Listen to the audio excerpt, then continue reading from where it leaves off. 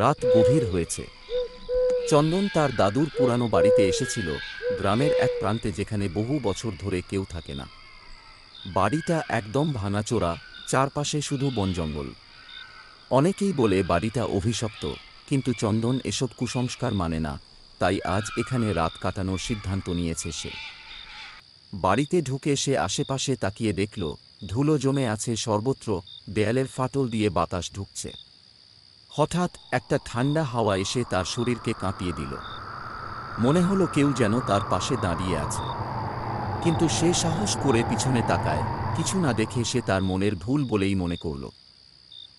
ঘড়ির কাঁটা 12টার ঘর পার করতেই হঠাৎ করে বাড়ির এক কোণ থেকে খট খট আওয়াজ আসতে লাগল।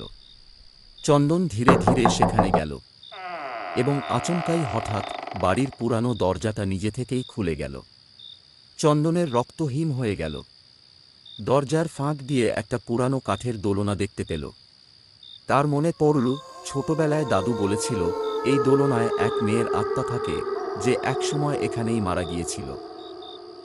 সে দ্রুত পিছু হটে গেল। হঠাৎ দরজার পিছনে কে যেন ফিসফিস করে বলছে, কি আমার সাথে খেলতে চাস? চন্দনের শরীর শিউরে উঠল। সে চিৎকার করে দরজা খুলতে চেষ্টা করল, কিন্তু দরজা খুলছিল না। হঠাৎ পেছন থেকে কেউ তার কাঁধে হাত রাখল। সে পেছনে ফিরে দেখল, অন্ধকারের মধ্যে একটা ছায়ামূর্তি। সেই মেয়েটির আত্মা, যার গল্প সে শুনেছিল। চোখগুলো গভীর অন্ধকারে ডুবেছিল, আর ঠোঁটের কোণায় একটা অদ্ভুত হাসি। ভয়ে পাথরের মতো স্থির হয়ে গেল চন্দন। তারপর একটা ঠান্ডা গলা শোনা।